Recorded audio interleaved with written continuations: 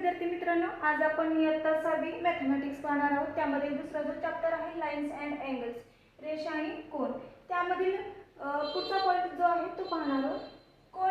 Collinear and non collinear points म्हणजेच काय, एकरेषीय आणि नैकरेषीय बिंदूबद्दल आज आपण पाहणार आहोत। आता तीन बिंदू घेतले मी या पद्धतीने,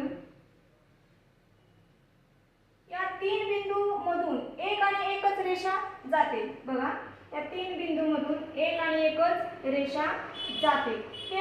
या तीन बिंदू मधून एक आणि एकच रेषा जाते म्हणजेच काय, हे तीनही पॉइंट कसे आहेत, कोलिनियर आहेत, म्हणजेच एकरेषीय बिंदू आहेत। एकाच लाईन वरती येत असल्या कारणास्तव ते कसे आहेत, एकरेषीय बिंदू आहेत। आता मी तीनच बिंदू वेगळ्या पद्धतीने घेतले, या पद्धतीने घेतले।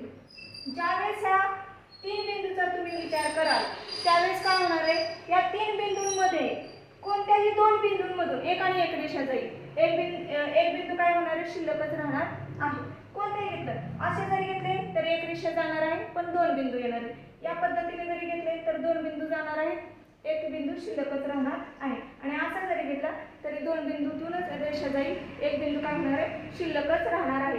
म्हणजे असे तीन पॉइंट की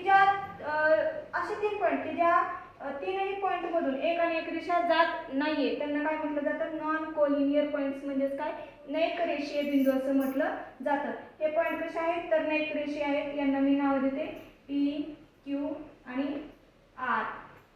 या बिंदूंमध्ये A, B आणि C, या A, B, C हे कसे पॉइंट आहेत, कोलिनियर पॉइंट आहेत, तर P, Q, R हे कसे आहेत, नॉन कोलिनियर पॉइंट आहेत। आजच्या व्हिडिओमध्ये आपण एवढंच पाहणार आहोत। उर्वरित भाग जो आहे तो पुढील व्हिडिओमध्ये पाहूया। धन्यवाद।